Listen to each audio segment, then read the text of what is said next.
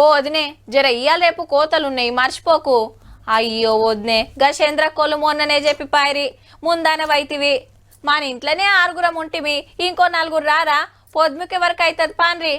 మీది బాజు పొలం ఎన్నడు కావాలి, మన కాడికి ఎప్పుడు రావాలి? గిట్లుండే మున్పు కోతల కోసం కూలోళ్ళని బతిన్లాడేది. కానీ ఇప్పుడు మిషన్ దిగిందా, రప్ప రప్ప కోసి పడేసిందా. అయితే ఒరే గివ్వేం బైక్ రేసింగ్లు అంటారా ఏంది ఆయంత? లేలే, పడుగు దొక్కిస్తాన్రు బండ్లతోటి.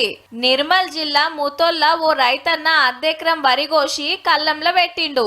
లెక్కకైతే ట్రాక్టర్ తోని దొక్కియాలే. గీ ముత్తెమంత దానికి ట్రాక్టర్ ఏడొస్తుంది అన్నారట.